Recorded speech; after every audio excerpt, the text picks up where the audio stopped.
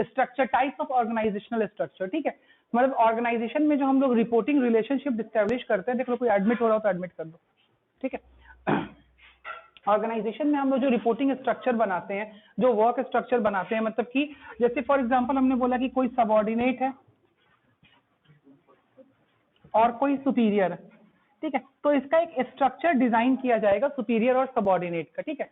तो जो structure superior और सबऑर्डिनेट का हम डिजाइन करते हैं, सुपीरियर सबऑर्डिनेट स्ट्रक्चरिंग, ठीक है, उसमें दो तरह का सिस्टम हम लोग लेते हैं। पहला सिस्टम हम लोगों का कौन सा होता है? पहला सिस्टम होता है हम लोगों का फंक्शनल स्ट्रक्चर, और दूसरा होता है डिविजनल स्ट्रक्चर। मतलब हम लोग क्या बेसिस लेते हैं, क्या आधार लेते हैं अपने ऑर्गेनाइजेशन के स्ट्रक्चर को डिफाइन करने का, उसको हम लोग बोलते हैं ऑर्गेनाइजेशनल स्ट्रक्चर, ठीक है। मतलब ऑर्गेनाइजेशनल स्ट्रक्चर क्या होता है? जब हम किसी ऑर्गेनाइजेशन के वर्किंग रिलेशनशिप को डिफाइन कर रहे होते हैं, डिजाइन कर रहे होते हैं, तो वर्किंग रिलेशनशिप को डिजाइन करते समय हम लोग क्या बेसिस लेंगे, क्या आधार लेंगे, उसको हम लोग दो तरह से डिस्ट्रीब्यूट करते हैं। मतलब कि हम अपना स्ट्रक्चर कैसे बनाएंगे, तो बोलता है इसका दो तरीका है स्ट्रक्चर बनाने का। एक फंक्शन के आधार पे स्ट्रक्चर बनता है, दूसरा डिवीजन के आधार पे स्ट्रक्चर बनता है, ठीक है। तो फंक्शन के आधार पे स्ट्रक्चर कैसे बनता है? बहुत आसान है। हम लोग अगर ये डायग्राम समझ लेंगे ना, तो हम लोगों को फंक्शनल और डिविजनल स्ट्रक्चर का पूरा आइडिया हो जाएगा। देखो, फंक्शनल स्ट्रक्चर क्या बोलता है? फंक्शनल स्ट्रक्चर बोलता है कि भाई हम जब डिपार्टमेंटेशन करेंगे, डिपार्टमेंट्स बनाएंगे, क्योंकि देखो ऑर्गेनाइजिंग में आपको सबसे बेसिकली क्या करना पड़ता है, स्टेप क्या है ऑर्गेनाइजिंग का, कि पहले आप वर्क को क्या कीजिएगा, पहले आप वर्क को डिफाइन कीजिएगा, फिर वर्क को डिस्ट्रीब्यूट कीजिएगा लोगों के बीच में, फिर आप डिपार्टमेंटेशन कीजिएगा, वर्क को असाइन कीजिएगा और रिपोर्टिंग रिलेशनशिप बनाइएगा। यही स्टेप है। ऑर्गेनाइजिंग का स्टेप क्या बोलता है आपको? ऑर्गेनाइजिंग का स्टेप बोलता है पहले वर्क को आइडेंटिफाई कीजिए, वर्क को छोटे छोटे डिविजन्स में डिस्ट्रीब्यूट कर दीजिए, डिपार्टमेंटेशन कर दीजिए, वर्क को असाइन कीजिए, और उसके बाद रिपोर्टिंग रिलेशनशिप एस्टैब्लिश कर लीजिए। तो ये जो प्रोसेस है ना, ये डिपार्टमेंटेशन का प्रोसेस है बेसिकली, कि आप स्ट्रक्चर कैसे डिफाइन करोगे, ठीक है, ऑर्गेनाइजेशन का स्ट्रक्चर कैसा बनाओगे। तो पहला बोलता है फंक्शन के हिसाब से सेग्रीगेशन। सेग्रीगेशन का मतलब बंटवारा, छांटना, चीजों को सेग्रीगेट करना, बांटना। तो हम फंक्शन के आधार पर चीजों को बांट करके और डिपार्टमेंट्स बना दें। जैसे यहां बोलता है हमने एक कंपनी का स्ट्रक्चर ये बनाया, बोलता है सबसे ऊपर मैनेजिंग डायरेक्टर है। मैनेजिंग डायरेक्टर जो है वो सारे वर्क प्रोसेसेस को क्या करेगा, सुपरवाइज करेगा। और उसके बाद हमने वर्क के स्ट्रक्चरिंग के हिसाब से पहला बना दिया ह्यूमन रिसोर्सेस। ह्यूमन रिसोर्सेस का ये क्या बन गया, अब हम इसको क्या बोलेंगे, तो this is the human resource department. तो आप डिपार्टमेंट ही बोलेंगे ना। डिपार्टमेंट का मतलब भी क्या होता है, common works are club together and assigned a particular manager, that becomes a department. तो ये क्या बन गया, एचआर डिपार्टमेंट। अब ये एचआर डिपार्टमेंट में कौन कौन लोग होंगे बताओ, एचआर डिपार्टमेंट में कौन कौन लोग होंगे? सबसे पहले अब यहां स्ट्रक्चर बनाए, इसके ये तो एक स्ट्रक्चर इन्होंने बनाया, इसके अंदर सब स्ट्रक्चरिंग हो सकती है, हो सकती नहीं हो सकती है? सबसे ऊपर कौन होगा, एचआर मैनेजर, एचआर। अब इसको ऐसे भी कर सकते हैं, अगर बहुत बड़ी कंपनी होगी तो HR senior manager, HR executive manager, और उसके नीचे एग्जीक्यूटिव्स होंगे, ऑफिसर्स होंगे, ठीक है। ये एक टीम बन गई। ऐसे ही मार्केटिंग की टीम बन गई, ऐसे ही आर&डी की टीम बन गई, ऐसे ही परचेजिंग की टीम बन गई, and depending upon the other functions और भी टीम बन सकती है, ठीक है। फाइनेंस की टीम बन सकती है, क्यूसी क्वालिटी कंट्रोल की टीम बन सकती है, डिस्पैच की टीम बन सकती है, आपके मार्केटिंग की टीम बनाई है इन्होंने, हाँ मार्केटिंग की बना रखी है, डिस्पैच की टीम बन सकती है। तो ऐसे बहुत सारी टीम वर्क के हिसाब से क्या बन सकती है, बनाई जा सकती है। तो फंक्शनल स्ट्रक्चर वो स्ट्रक्चर होता है जहां हम वर्क के आधार पे टीम का फॉर्मेशन करते हैं। Means a function or a work which are similar in nature are clubbed together under a particular department and likewise the structure has been designed, ठीक है। तो ये क्या हो गया, ये हो गया आपका फंक्शनल स्ट्रक्चर। और अगला क्या है, डिविजनल स्ट्रक्चर। तो डिविजनल स्ट्रक्चर जो होता है ना, वो क्या होता है, वो वर्टिकल सेग्रीगेशन होता है। ये हॉरिजॉन्टल सेग्रीगेशन है, यहां वर्टिकल सेग्रीगेशन होगा, ठीक है। क्या होगा, डिविजनल स्ट्रक्चर में आप प्रोडक्ट वाइज, एरिया वाइज, ठीक है, या किसी तरीके से ना डिवीजन बनाएंगे और उन डिवीजन के सारे वर्क एक साथ, जैसे हम समझाएं, मान लो एक कंपनी है टाटा। टाटा बहुत सारा प्रोडक्ट बनाती है। मान लो एक प्रोडक्ट है टाटा मोटर्स। अब this is a vertical segregation. Motors का सब कुछ एक जगह, मतलब टाटा मोटर्स का accounts department, HR department, research and development, उसकी मार्केटिंग, उसका फाइनेंस, उसके purchases, everything at a same place. तो ये भी एक तरह का स्ट्रक्चर है। ये स्ट्रक्चर क्या बेसिस लेके चल रहा है? डिवीजन। ठीक है, मोटर्स वालों को टाटा टी वालों से कोई मतलब नहीं होगा, समझ रहे हो? टाटा टी का भी फिर सारा डिवीजन क्या होगा? अलग। ठीक है, फिर टाटा क्लिक, या मतलब कि जितने अलग अलग डिविजन हैं, यहां पे हमने प्रोडक्ट वाइज डिविजनल स्ट्रक्चर बना दिया। समझ आ रहा है?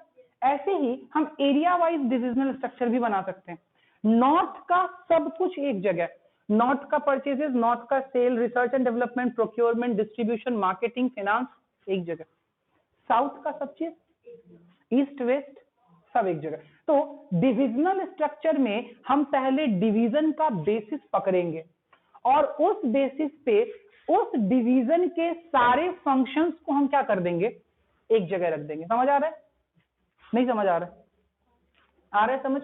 फंक्शनल स्ट्रक्चर में क्या होगा ना, देखो फंक्शनल स्ट्रक्चर में ऐसे हो सकता है, जैसे मैंने ये एचआर डिपार्टमेंट बनाई ना, तो मान लो कि एक कंपनी में 3 प्रोडक्ट बनता है। ठीक है, मान लो कि वहां टी भी बनता है, वहां मोटर भी बनता है, वहां कोई एक और प्रोडक्ट कॉस्मेटिक्स भी बनता है। तो इनके बंदे भी यही, इनके भी, मतलब उस कंपनी में चाहे किसी प्रोडक्ट में, किसी डिवीजन में कोई भी बंदा हो, सबके लिए अगर एचआर डिपार्टमेंट सेम है, तो यहां पे हम कौन सा आधार ले रहे हैं? फंक्शन। ठीक है, और अगर एक डिवीजन का सब कुछ अलग हो, तो वो कौन सा डिपार्टमेंट है? डिविजनल। क्या ये बात समझ में आ रही?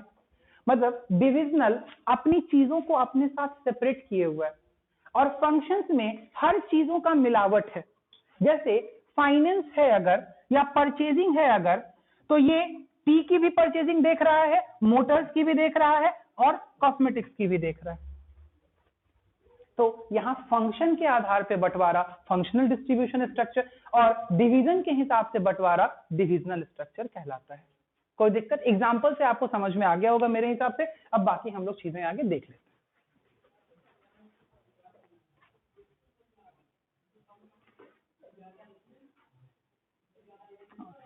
हाँ जी, ये रहा फंक्शनल स्ट्रक्चर। सबसे पहले इसने स्टार्ट किया है, तो बोलता है फंक्शनल स्ट्रक्चर क्या होता है? सबसे पहले बोलता है grouping of jobs. Grouping of jobs का मतलब काम को एक जगह इकट्ठा करना। कैसे काम? Of similar nature. काम कैसा होना चाहिए? Similar nature. मतलब परचेजेस के काम में परचेजेस वाली ही चीजें आएंगी परचेज डिपार्टमेंट के अंदर, यहां फाइनेंस वाला काम नहीं आएगा। ठीक है, तो आपने सिमिलर नेचर के काम को एक जगह क्या किया? ग्रुप कर दिया। ठीक है, under functional and organising these major functions as separate branches या डिपार्टमेंट लिखा होगा आगे, एज सेपरेट डिपार्टमेंट। ठीक है, क्या क्रिएट करता है? As separate department creates a functional structure. मतलब समझा? मतलब क्या हुआ कि भाई सारे काम जो एक तरह के थे, उनको हमने एक जगह इकट्ठा किया और उसका एक डिपार्टमेंट बना दिया। उसको हम क्या कहेंगे? फंक्शनल स्ट्रक्चर में एक डिपार्टमेंट। जैसे मान लो कि टाटा के अंदर जितने इंप्लॉइज हैं, ठीक है, ऐसे ना ये फंक्शनल स्ट्रक्चर ना इतना प्रैक्टिकल आपको बड़ी कंपनीज में दिखेगा नहीं। आप बोलेंगे सर टीसीएस के भी एम्प्लॉय का एक ही एचआर डिपार्टमेंट, टाटा मोटर्स वाले का भी, टाटा टी वाले का भी। बड़ी कंपनी ज्यादातर डिविजनल स्ट्रक्चर फॉलो करती है। लेकिन चलो एक एग्जांपल ले रहे हैं कि मान लो टीसीएस वाले का भी एचआर वही है, टाटा मोटर्स वाले का भी एचआर वही है, सबका एचआर वही है। तो क्या हुआ? आपने जो ये एचआर डिपार्टमेंट बनाया, ये आपने किस आधार पे बनाया? डिवीजन के आधार पे या फंक्शन के आधार पे? फंक्शन के आधार। ठीक है, ऐसे ही परचेजेस, ऐसे ही फाइनेंस। अब मान लो कि किसी को भी सैलरी जानी है, डिपार्टमेंट फाइनेंस का क्या है? सेम ही। मतलब यही फाइनेंस डिपार्टमेंट टाटा मोटर्स के भी पैसों को देख रहा है, यही फाइनेंस डिपार्टमेंट टीसीएस के भी पैसों को देख रहा है, टाटा टी के भी पैसों को देख रहा है। ठीक है, तो यहाँ किस आधार पे आपने काम किया है? यहाँ पे आपने फंक्शंस के आधार पे क्या बना दिया है? डिपार्टमेंट। ठीक है।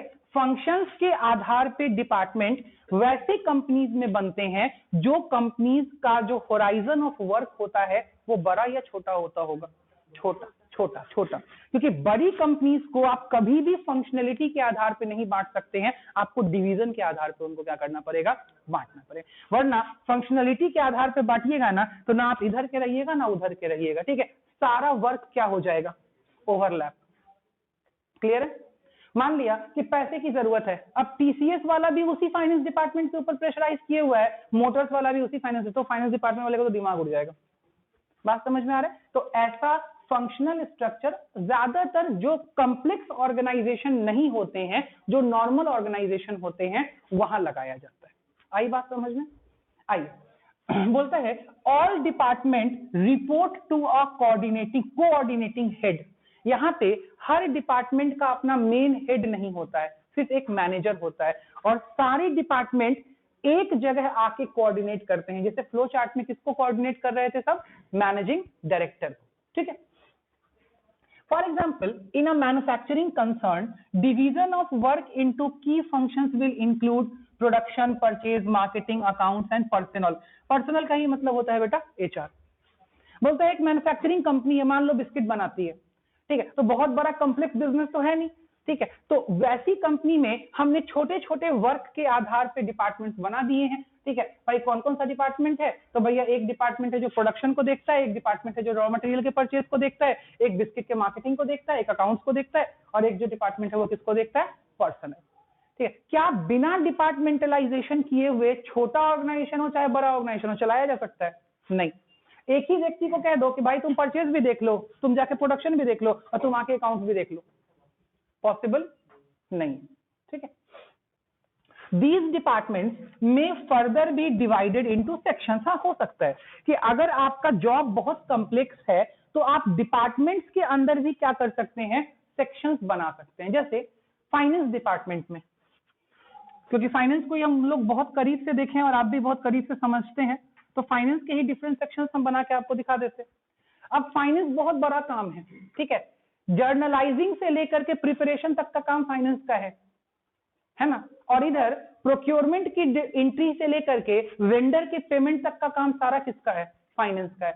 बजटिंग से लेकर के फाइनेंसिंग तक का सारा काम किसका है, फाइनेंस का है। तो आपने अलग अलग सेक्शंस बना दिए। एक सेक्शन फाइनेंस का सिर्फ जर्नलाइजिंग पे है, ठीक है, जो सिर्फ क्या कर रहा है, एंट्रीज कर रहा है। एक सेक्शन सिर्फ रिपोर्टिंग पे है, जो सिर्फ क्या कर रहा है, रिपोर्टिंग बना रहा है। एक सिस्टम सिर्फ वेंडर मैनेजमेंट पे है, क्या बोला मैंने, वेंडर मैनेजमेंट, मतलब वो ये मैनेज करता है कि किस सप्लायर से हमने सामान लेना है, किस सप्लायर का कितना पैसा बचा हुआ है, किस पार्टी को हमने सामान बेचा है, किस पार्टी का कितना पैसा बचा हुआ है, मतलब वो वेंडर मैनेजमेंट और पार्टी मैनेजमेंट करता है, ठीक है। और एक डिपार्टमेंट ऐसा है जो बैंक मैनेज करता है, बिकॉज ऑर्गेनाइजेशन में सबसे इंपॉर्टेंट है क्या मैनेज करना, बैंक, ठीक है, क्योंकि बैंक मैनेज होता है और एवरी डे की कैश रिपोर्ट जाती है किसको, फाइनेंस मैनेजर को, क्योंकि फाइनेंस मैनेजर को पैसा का पता कैसे चलेगा, जब तक बैंक मैनेज नहीं होगा क्या उसको पता चलेगा।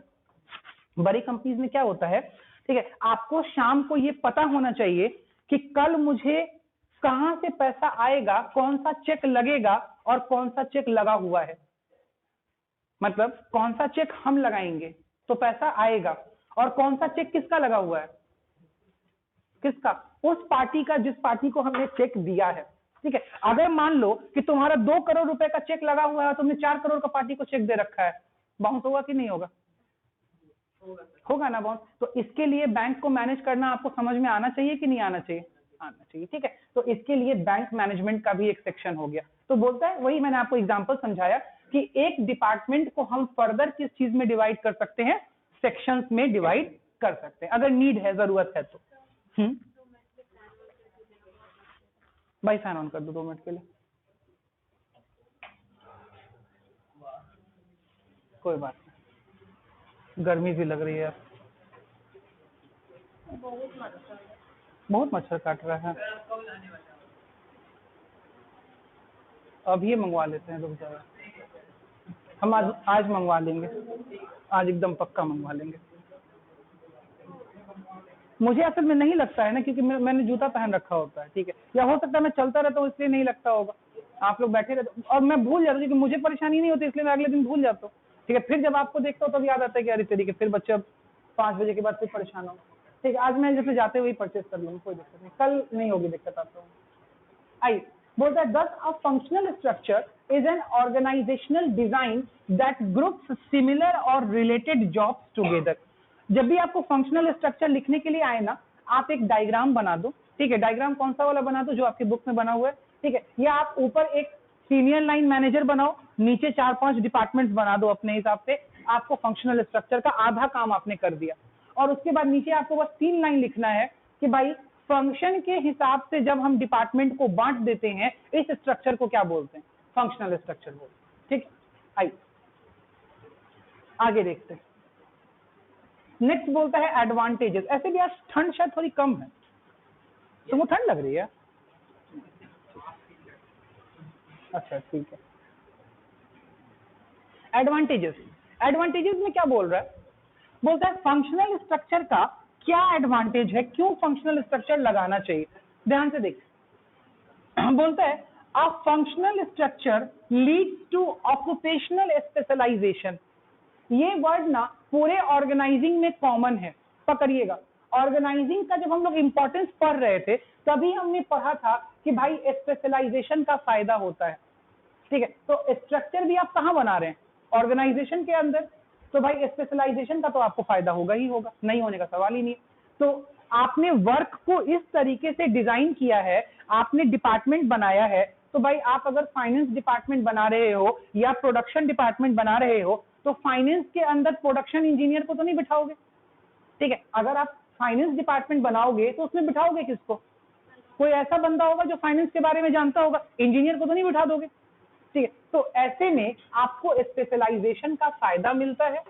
This promotes efficiency in utilisation of man power as employees perform similar task within a department and they are able to improve performances.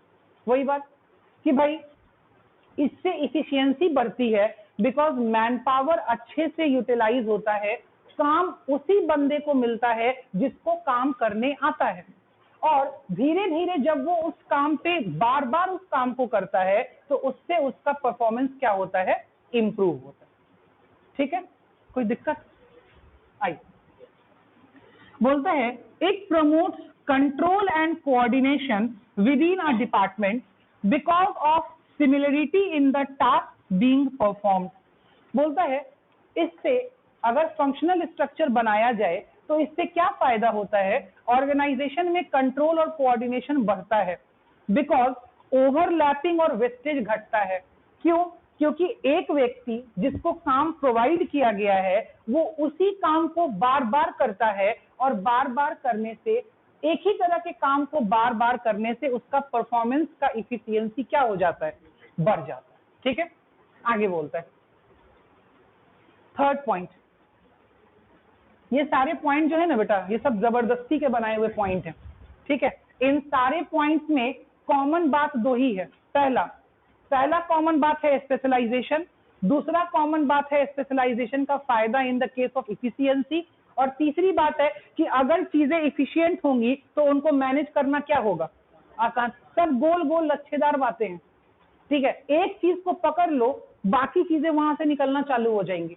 ठीक है, सबसे पहले पकड़ लिया कि भाई स्पेशलाइजेशन का फायदा होता है, स्पेशलाइजेशन का फायदा होता है तो टाइम कम लगता है। ठीक है, टाइम कम लगता है, क्यों टाइम कम लगता है, बिकॉज भाई वर्कर की इफिशियंसी क्या हो जाती है, स्ट्रांग हो जाती है। वो सेम काम को बार बार करता है, बार बार करने की वजह से उसका काम करने का परफॉर्मेंस टाइम क्या हो जाता है, कम हो जाता है। ठीक है, तो ये सारा फायदा है।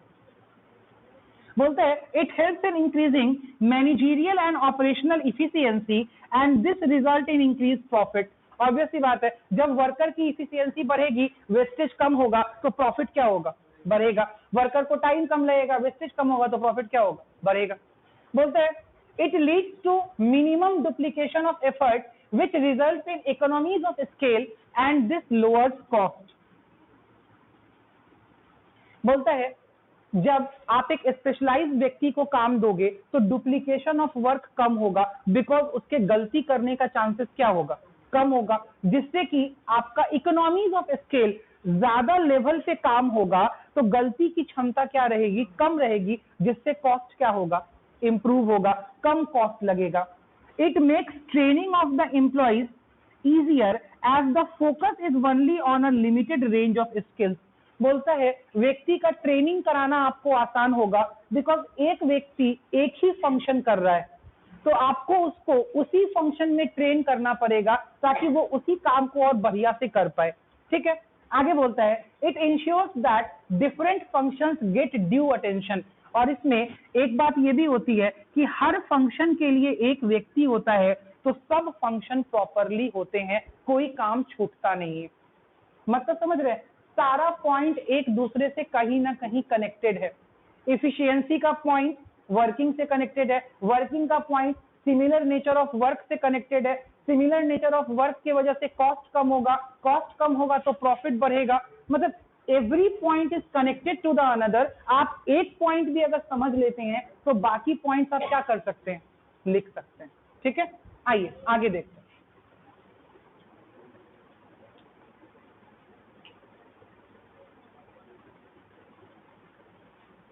नेक्स्ट भाई ऑफ कर दो यार फैन. अब चलो हो गया थोड़ा देर. अब आगे बोलता है डिसएडवांटेजेस. अब हर स्ट्रक्चर के कुछ एडवांटेजेस हैं तो कुछ उसके डिसएडवांटेजेस भी हैं. और उसके बाद नेक्स्ट बोलेगा सुटेबिलिटी. और अगर आपको लिखने के लिए आ जाए किसी ऑर्गेनाइजेशनल स्ट्रक्चर पे तो आप लिखिएगा भी इसी तरीके से. पहले वो स्ट्रक्चर होता क्या है, फिर उसका एडवांटेजेस, फिर उसका डिसएडवांटेजेस और फिर उसकी सुटेबिलिटी. सुटेबिलिटी का मतलब समझते हैं, मतलब कि वो स्ट्रक्चर कहां अप्लाई करना ठीक रहेगा, अच्छा रहेगा, मतलब वो अच्छे रिजल्ट कौन से ऑर्गेनाइजेशन में देगा. तो सबसे पहले डिसएडवांटेजेस समझ लें. बोलता है कि फंक्शनल स्ट्रक्चर के कुछ डिसएडवांटेजेस भी हैं. पहला, अ functional structure places less emphasis on overall enterprise objective. देखो फंक्शनल स्ट्रक्चर में जब आप स्ट्रक्चर डिजाइन करते हैं ना, तो एक व्यक्ति को सिर्फ किस चीज से मतलब रहता है, अपने काम से, कि भाई मुझे जो फंक्शन असाइन किया गया है वो फंक्शन मैं प्रॉपर करूं. उसको बाकी कोऑर्डिनेशन से उतना ज्यादा मतलब नहीं रहता है. तो उसको इस चीज से मतलब नहीं है कि एंटरप्राइज का क्या ऑब्जेक्टिव है, उसको इस चीज से मतलब है कि मेरा क्या ऑब्जेक्टिव है, मुझे टाइम से काम करके देना है, बाकी क्या होना है वो मुझे नहीं पता. ठीक है, बोलता है then the objective pursued by the functional head. Such practices may lead to functional empires wherein the importance of a particular function may be overemphasized. क्या होता है यहाँ पे, डिफरेंट फंक्शनल डिपार्टमेंट्स के बीच में जो होता है ना, कंफ्लिक्ट चालू हो जाता है. एक फंक्शनल हेड चाहेगा कि मेरा सारा काम टाइम से कंप्लीट हो, मुझे दूसरे फंक्शनल हेड से कोऑर्डिनेट करना ना पड़े. ठीक है, क्यों? क्योंकि उसको लगता है कि भाई मेरा काम हो जाना ज्यादा जरूरी है, मेरा काम होगा तो मुझे फंक्शनलिटी, मेरी फंक्शनलिटी पे कोई सामने से, एक मिनट, हेलो हेलो, हाँ वालेकुम, बोलिए ना भाई. ये सबसे बड़ा डिमेरिट है, इसको समझाने की हम कोशिश कर रहे हैं, इसको समझिए. बोलते हैं जब फंक्शनल स्ट्रक्चर आप अप्लाई करते हैं ना, तो हर फंक्शन वाले को लगता है कि मेरा काम ज्यादा जरूरी है और मेरा काम रुकना नहीं चाहिए. अगर किसी दूसरे के वजह से मेरे काम में कोई दिक्कत हो रही है ना, तो वो दूसरे फंक्शन वाले से लड़ लेगा. मतलब अगर कोई रिपोर्ट परचेजेस डिपार्टमेंट से आनी है जिसकी वजह से फाइनेंस डिपार्टमेंट रुका हुआ है, तो फाइनेंस वाला चाहेगा कि भाई मेरे परफॉर्मेंस पे असर क्यों पड़ रहा है, बिकॉज परचेज वाला दिक्कत कर रहा है. तो ऐसे में कंफ्लिक्ट के चांसेस क्या होते हैं, डिपार्टमेंट्स के बीच में ज्यादा हो जाते हैं. ठीक है, और एक बात और लिखता है कि ओवर एम्फेसिस होने लगता है.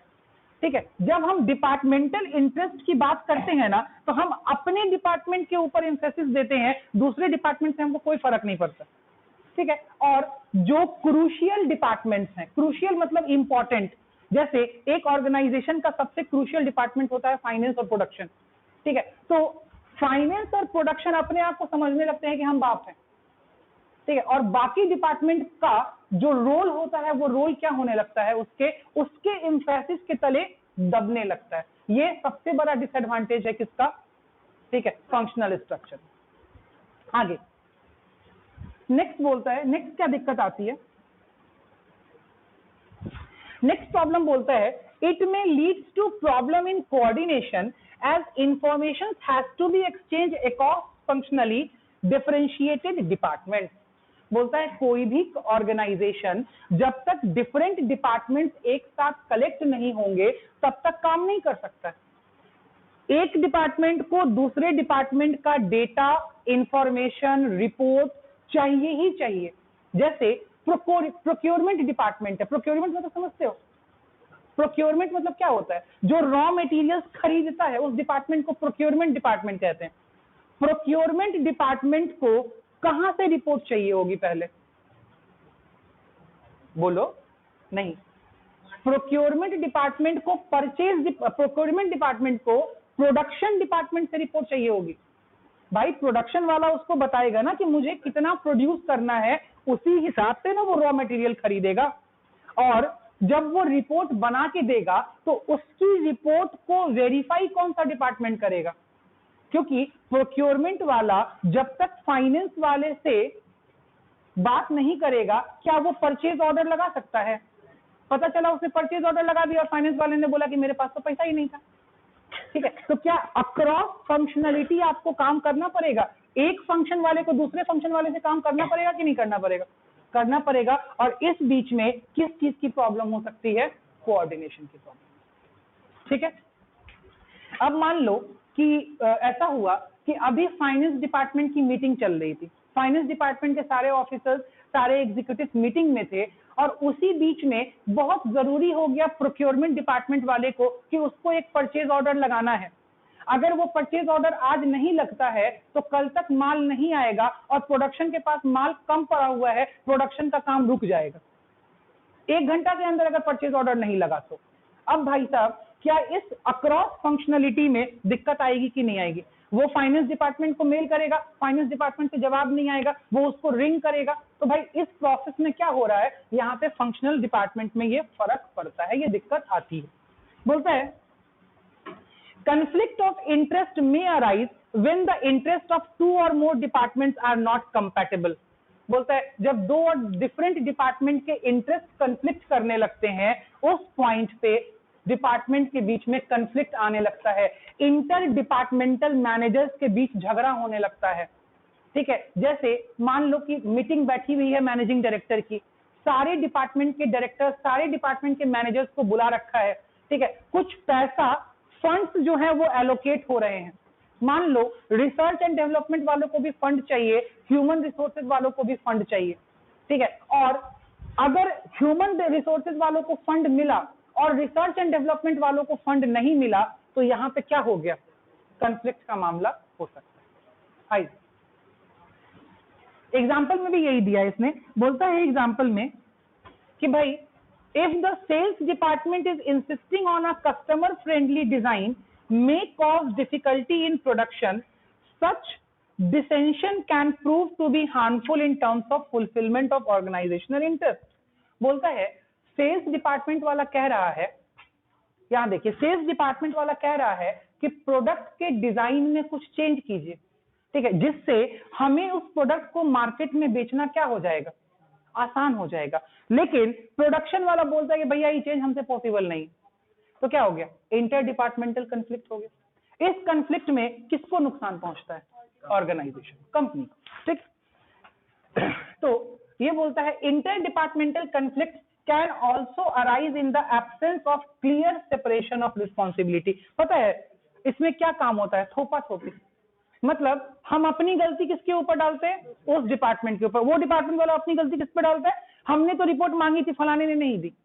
ठीक है, हमने तो रिपोर्ट मांगी, हमारी तो रिपोर्ट तैयार है लेकिन उनकी रिपोर्ट नहीं तैयार है, उनकी वजह से हमारी रिपोर्ट क्या हो रखी है? रुकी हुई है। ठीक है, तो ये इंटर डिपार्टमेंटल आप लोग एक दूसरे के ऊपर रिस्पॉन्सिबिलिटी को क्या कर सकते थे? चेप सकते हैं। ये दिक्कत आती है। आगे नेक्स्ट बोलता है it may lead to inflexibility as people with same skills and knowledge base may develop a narrow perspective and thus इस पॉइंट को समझना जरूरी है, and thus have difficulty in appreciating by other point of view। Functional heads do not get training for top management positions because they are enable to gather experience in diverse area. बोलता है एक department में रहते रहते आदमी को सिर्फ अपने डिपार्टमेंट के बारे में नॉलेज होता है। इंटर डिपार्टमेंटल अगर कोई दूसरा व्यक्ति कुछ बढ़िया भी करना चाह रहा है तो हम उसको अप्रिशिएट नहीं करते हैं, हम इस चीज को अडॉप्ट नहीं कर पाते हैं कि ये अगर कोई दूसरा मैनेजर कोई बात कह रहा है तो ओवरऑल ये ऑर्गेनाइजेशन के डेवलपमेंट की बात हो सकती है, हम चाहें तो अपना भी उसमें इनपुट दे। ठीक है, जैसे हम आपको बताते हैं, फॉर एग्जाम्पल अगर सेल्स, सारे डिपार्टमेंट की मीटिंग हो रही थी, सेल्स मैनेजर ने बोला कि यार कोई एक ऐसा प्लान, अगर फाइनेंस में अगर उसने एक प्लान बना के वो लाया था सेल्स डिपार्टमेंट का मैनेजर, ठीक है, जिसमें कुछ स्कीम थी, ठीक है, प्रोडक्ट को बेचने की कुछ स्कीम थी, वो स्कीम वो ना पिच कर रहा था। पिच करना मतलब होता है बेटा मीटिंग में रखना, दैट इज कॉल्ड पिच। ठीक है, वो स्कीम वो पिच कर रहा था सारे मैनेजर्स के सामने। उसने बोला कि यार अब हम इस प्रोडक्ट में अगर ये अपन स्कीम चला देते हैं ना, ठीक है, तो अपना प्रोडक्ट जितना बिक रहा है उससे ज्यादा बिकेगा। ठीक है, फाइनेंस मैनेजर को नहीं समझ में आता है, उसको समझ में नहीं आया, उसको सेल्स का कंसेप्ट नहीं समझ में आया कि स्कीम बहुत बढ़िया थी, लेकिन वो इस स्कीम को समझ ही नहीं पाया, तो अप्रिशिएट नहीं कर पाया, और वो इस स्कीम के हिसाब से अपने इनपुट्स नहीं डाल पाया, अपने रिपोर्टिंग में, अपने स्ट्रक्चर में वो चेंज करने को नहीं तैयार था। बोला हमको नहीं समझ में आता ये स्कीम, इससे मेरा फाइनेंस हिल जाएगा, मेरा बजट हिल जाएगा। ठीक है, क्योंकि स्कीम दी जाएगी तो बजट हिलेगा, स्कीम दी जाएगी तो रेवेन्यू हिलेगा ना, स्कीम दी जाएगी तो ऑब्वियसली रेवेन्यू हिलेगा। एक बहुत अच्छा प्रोजेक्ट था जो कि पिच ऑन नहीं हो पाया, तो सेल्स मैनेजर ने उस स्कीम को क्या कर लिया, वापस ले लिया। तो उसका इंपैक्ट कहां गया, ऑर्गेनाइजेशन पे गया। यही बात कहना चाह रहा है यहाँ, ठीक है, कि इंटर डिपार्टमेंटल चीजों को आप नहीं समझ पाते हैं बिकॉज आप सिर्फ अपने डिपार्टमेंट के बारे में जानते हैं। यही बात लिखता है कि इसी वजह से जो फंक्शनल लेवल का मैनेजर होता है ना, उसका जो सोचने का दिमाग होता है वो थोड़ा संकीर्ण हो जाता है, ठीक है, नैरो माइंडेड हो जाता है। उसको सिर्फ अपना पोजीशन और अपना ही डिपार्टमेंट दिखाई देता है, उसको डाइवर्स एरिया का एक्सपीरियंस नहीं होता है और ना वो गैदर कर पाता है। बिकॉज आज के दिन कंपनी में क्या है, आज के दिन कंपनी में वर्क प्रेशर बहुत ज्यादा है। अपने फंक्शनल एरिया से बाहर कोई भी जाना एक तो चाहता नहीं है, और चाहता भी है तो वो बाहर जा नहीं पाता है। ठीक है, तो ये फंक्शनल डिस्ट्रीब्यूशन का एक दिक्कत है। नेक्स्ट बोलता है suitability. It is most suitable when the size of organisation is large, has a diversified activities and operations required a high degree of specialisation.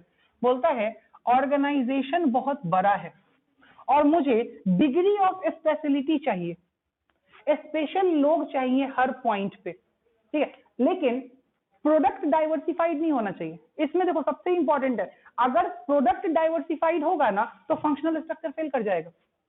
Volume ज्यादा होना चाहिए, ठीक है, वॉल्यूम में बल्क हो तो हम क्या बना लेंगे, अलग अलग फंक्शंस बना लेंगे। लेकिन अगर 50 प्रोडक्ट में आप फंक्शन बना के चलोगे ना तो फेल हो जाएगा। फिर आपको क्या करना पड़ेगा, फिर आपको डिविजनल स्ट्रक्चर बनाओ, ज्यादा आसान होगा। वरना आप एक ही फंक्शन में पता चल रहा है आटा दाल चावल सीमेंट सब बेच रहे हो, ठीक है, तो प्रॉब्लम आ जाएगी आपको। नहीं, हाँ, लेकिन अगर आप एक ही तरह की चीज बेच रहे हो, एक ही तरह का आपका बिजनेस का नेचर है, लेकिन बहुत बड़ा है, बहुत बड़ा, बहुत ह्यूज साइज है, ठीक है, तो आप कौन सा स्ट्रक्चर लेके चलो, फंक्शनल स्ट्रक्चर। और अगर आपके प्रोडक्ट में कॉम्प्लेक्सिटीज हैं तो आप कौन सा स्ट्रक्चर लेके चलो, डिविजन, जो हम आगे पढ़ेंगे। इससे, क्योंकि डिविजनल स्ट्रक्चर आप फिर अब नहीं संभाल पाएंगे भाई।